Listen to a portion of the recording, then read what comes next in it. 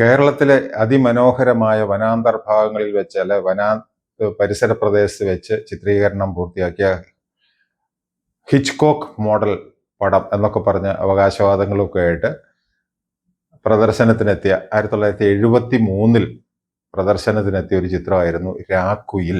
സുചിത്ര മഞ്ജരിയുടെ ബാനറിൽ P Bhaskaran master നിർമ്മിച്ച പടമാണ്. അദ്ദേഹത്തിന്റെ തന്നെ സംവിധാന സഹായിയായിട്ട് പല കാലം വർക്ക് ചെയ്തിരുന്ന പി വിജയൻ എന്ന് പറയുന്ന ആളെ ആണ് സംവിധാന ചുമതല ഏൽപ്പിച്ച് പി വിജയൻ സംവിധാനം ചെയ്ത പടമാണ്. പി വിജയൻ പിൽക്കാലത്ത് അഴിമുഖം, ചോറ്റാനിക്കര ഭഗവതി, കല്യാണ സൗഗന്ധികം, അങ്ങനെ കുറെ പടങ്ങൾ, ചൂണ്ടക്കാരി, അങ്ങനെയുള്ള കുറെ പടങ്ങളൊക്കെ 5-6 പടം കൂടെ ചെയ്തിരിക്കുന്ന ആളാണ് ഈ പി വിജയൻ എന്ന് പറയുന്ന ആള്.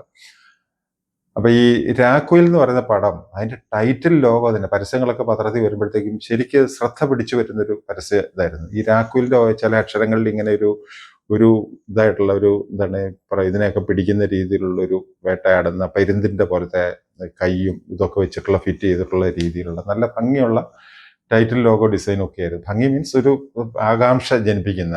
അപ്പൊ ഇതെല്ലാം കണ്ടിട്ടാണ് ഈ രാക്കുയിൽ എന്ന് പറയുന്ന പടം കാണാനായിട്ട് പോകുന്നത്. അതില് മറുത, പിന്നെ ഒരു മനുഷ്യ രാക്ഷസൻ, ഇതൊക്കെ ഉണ്ടെന്നൊക്കെ പറഞ്ഞിട്ടുള്ള പരസ്യങ്ങളൊക്കെ കണ്ടിട്ട് അന്തം വിട്ട് പോവുകയാണ്. അപ്പൊ ഇതിന്റെ കഥ എന്ന് പറഞ്ഞാൽ, മദ്രാസിലുള്ള ഏതൊരു സ്വകാര്യ കമ്പനിയിൽ അവരുടെ 2 ഉദ്യോഗസ്ഥര്, ചെറുപ്പക്കാര്, ഒന്ന് സുധീറാണ്. സുധീറിന്റെ അസിസ്റ്റന്റായിട്ട് വരുന്ന അടൂർ ഭാസി. ഇവര് കമ്പനി ആവശ്യങ്ങൾക്ക് വേണ്ടിയിട്ട് തെന്മല എന്ന് പറയുന്ന ഫോറസ്റ്റ് ഏരിയയിൽ എന്തോ ആവശ്യങ്ങൾക്ക് വേണ്ടിയിട്ട് അവിടെ വന്ന് അവിടുത്തെ TBയിൽ, ട്രാവലേഴ്സ് ബംഗ്ലാവില്, ഇവര് ടൂറിസ്റ്റ് ബംഗ്ലാവിൽ ഇവർ താമസിക്കുകയാണ്. അവിടെ വന്ന് താമസിക്കുന്നത്. അപ്പൊ TBയുടെ വാച്ചർ എന്ന് പറയുന്നത് നമ്മുടെ വെമ്പായം തമ്പി ഇല്ലേ, അടൂർ ഗോപാലകൃഷ്ണന്റെ പടങ്ങളിലൊക്കെയാണ് കൂടുതലായിട്ട് വന്നിരിക്കുന്നത് വെമ്പായം തമ്പി. ഈ അനന്തരത്തിൽ മുട്ട വിഴുങ്ങുന്ന ഇതുമൊക്കെ ആയിട്ടുള്ള, വിഴുങ്ങാൻ പറ്റുമോ നോക്കുകയൊക്കെ ചെയ്യുന്ന കഥാപാത്രമുണ്ട്. ആ കഥാപാത്രത്തെ കുറിച്ച് വേറെ ഞാൻ പറയാം.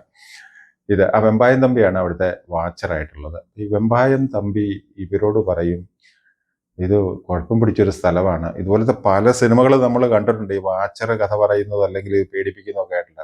അതുപോലത്തെ ഒരു സംഭവമാണ് ഇത്. ഈ ഭയങ്കര കുഴപ്പം പിടിച്ചൊരു സ്ഥലമാണ്. രാത്രി ഇറങ്ങി നടക്കുന്നൊക്കെ സൂക്ഷിക്കണം. ഭൂതം, പ്രേതം, പിശാച്, ഈ വക സാധനമൊക്കെ ഉണ്ട്, യക്ഷി മറതയൊക്കെ ഉണ്ട് ഇവിടെ, സൂക്ഷിക്കണം എന്നൊക്കെ പറഞ്ഞ് അടൂർ ഭാസി ഒരു ഭയങ്കര പേടിത്തൊണ്ടൻ പോലെയാണ്. പുള്ളിക്ക് ഇവിടെ നിൽക്കാൻ ഒരു താല്പര്യമില്ല. നമുക്ക് എത്രയും വേഗം നമ്മുടെ ജോലി തീർത്തിട്ട് നമുക്ക് ഇവിടുന്ന് പോകണം എന്നാണ് ഭാസി പറയുന്നത്. സുധീറിന് ഇതൊന്നും പ്രശ്നമൊന്നുമല്ല, നമുക്ക് എന്താ നോക്കാം, നമ്മുടെ ജോലി നമുക്ക് നമ്മുടേതായ സമയം എടുത്ത് തന്നെ തീർത്തിട്ട് പോകണം എന്നുള്ള അഭിപ്രായത്തിൽ സുധീറും നിൽക്കുന്നു. ഒരു രാത്രി ഒരു പാട്ട്, ഒരു ഗാനം പുറത്തുനിന്ന് കേട്ടിട്ട്, ഈ TB വനപ്രദേശമാണല്ലോ, ഈ പാട്ട് വളരെ രസമുള്ളൊരു പാട്ടാണ്. ഈ പാട്ട് കേട്ടിട്ട് ഇത് ആരാ എന്താ പാടുന്നതെന്ന് അറിയാനായിട്ട് സുധീർ പുറത്തിറങ്ങാൻ പോകുമ്പോൾ അടൂർ ഭാസി, അസിസ്റ്റന്റ് ഭാസിയും മറ്റേ ഇതിലെ വാച്ചറായിട്ടുള്ള വെമ്പായം തമ്പി ചേർന്നിട്ട് വിലക്കും. ഇപ്പൊ പോകേണ്ട സ്ഥലത്ത് ഭയങ്കര അബദ്ധമാണ്, ഭയങ്കര കുഴപ്പം പിടിച്ച സ്ഥലം, ഞാൻ നേരത്തെ പറഞ്ഞല്ലേ പോകണ്ട, അടൂർ ഭാസിയും കിടിയും പോകും, സാറ് പോകണ്ട സാർ എന്നൊക്കെ പറയും. ഈ സുധീറിന് ഇതിലൊന്നും വിശ്വാസമൊന്നുമില്ല. സുധീർ എന്തായാലും നോക്കിയിട്ടേ ഉള്ളൂ എന്ന് പറഞ്ഞ് പുള്ളി പുറത്തിറങ്ങും. അങ്ങനെ എന്തായാലും സുധീർ ഇതാരാണെന്ന് കണ്ടുപിടിക്കാണ്ട് പുറത്തിറങ്ങി ഇങ്ങനെ പോയിട്ട് ഈ ഗായികയെ സുധീർ കണ്ടെത്തിയിട്ട് അങ്ങോട്ട് പോകുന്ന വഴി ഇടയ്ക്കെന്നുള്ള ഈ കുറ്റി ചെടികൾ വകഞ്ഞു മാറ്റിയിട്ട് അവിടുന്ന് ഒരു രൂപം പ്രത്യക്ഷപ്പെടും. പോ എന്നൊക്കെ പറഞ്ഞിങ്ങനെ കൈകൊണ്ട് കാണിക്കും. ഒരു സ്ത്രീ രൂപമാണ്, മുഴുവൻ വെഞ്ചാമരം പോലെ വെളുത്ത മുടിയും 2 ദേമഷ്ട്രയും ഒക്കെ ആയിട്ട് ഒരു ഭീഭത്സമായിട്ടുള്ള ഒരു സ്ത്രീ രൂപം. സുധീർ ചമ്മിയും ഭയങ്കരമായിട്ട് ഇതായി പോകും, ഞെട്ടിപ്പോവും. പോ എന്നും പറഞ്ഞിട്ട് ഓടിച്ചു വിട്ട് സുധീർ പിന്നെ പാട്ടുകാരിയായിട്ട് കാണാനുമില്ല. സുധീർ നിരാശനായിട്ട് തിരികെ പോരും. തിരികെ TBയിലെത്തുന്ന TBയുടെ അടുത്ത്, ഇവർ താമസിക്കുന്ന TBയുടെ അടുത്ത് ഒരു എസ്റ്റേറ്റ് ഉണ്ട്, എസ്റ്റേറ്റ് ബംഗ്ലാവും കാര്യങ്ങളും ഒക്കെ ആയിട്ട്. ആ ബംഗ്ലാവിന്റെ ഓണർ ശങ്കരാടിയാണ്. ശങ്കരാടിക്ക് സ്വന്തമായിട്ട് ആരുമില്ല. ഒരു സഹോദരപുത്രിയായിട്ട് ഒരു പെൺകുട്ടി അവിടെയുണ്ട്. അത് സുജാതയാണ് ആ വേഷം ചെയ്യുന്നത്. നമ്മുടെ തമിഴിലൊക്കെ പോയി അവളൊരു തുടർക്കഥ പോലുള്ള സിനിമയിലൊക്കെ അഭിനയിച്ച സുജാതയാണ് ആ വേഷം ചെയ്യുന്നത്.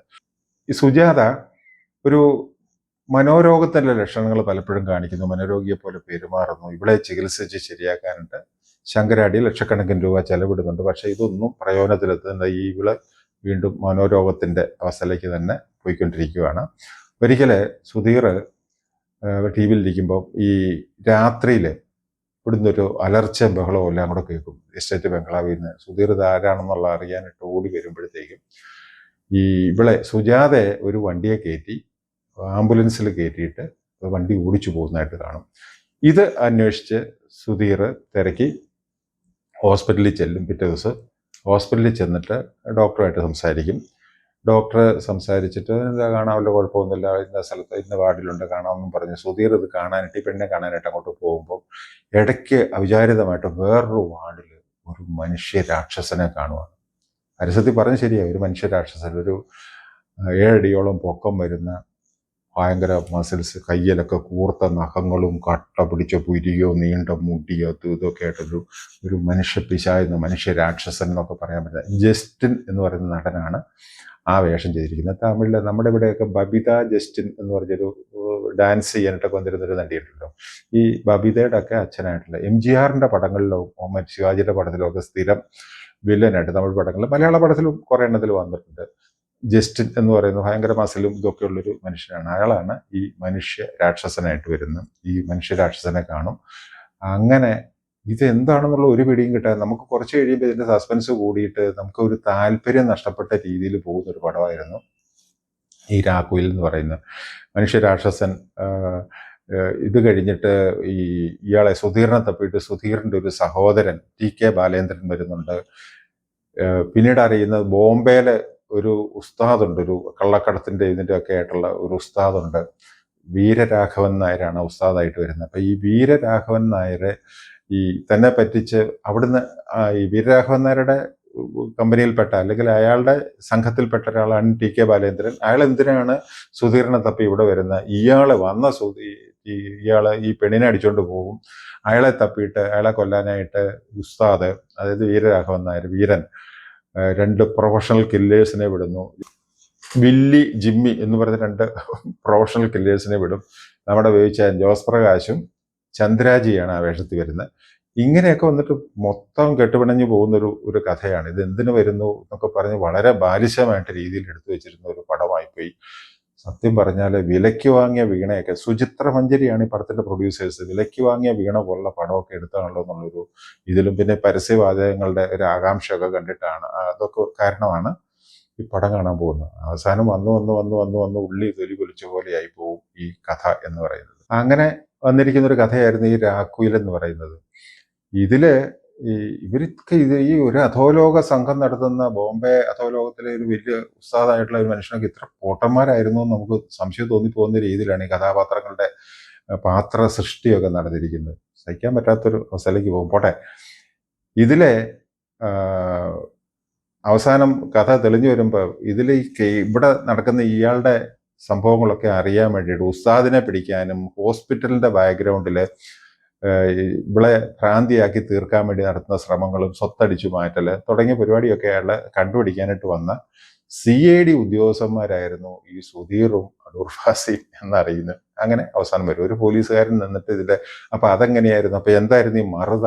അത് അടൂർ പങ്കജം, അവിടുത്തെ വേലക്കാരിയായിട്ട് നിന്നിരുന്ന സ്ത്രീ, അവർ വേഷം മാറി ആൾക്കാരെ പേടിപ്പിക്കാനായിട്ട് നിന്നിരുന്നതാണ്. ഇങ്ങനെയൊക്കെ പറഞ്ഞിട്ടുള്ള രീതിയിൽ വന്ന് ഇതിലെ പല ആൾക്കാരും ഇതിൻ്റെ അകത്തെ കള്ളി വിളിച്ച് ഒത്തിരി ആൾക്കാർ അഭിനയിച്ചിട്ടുണ്ട് ഈ പടത്തിൽ. അതാണ് ഇതിൻ്റെ വേറെ രസം.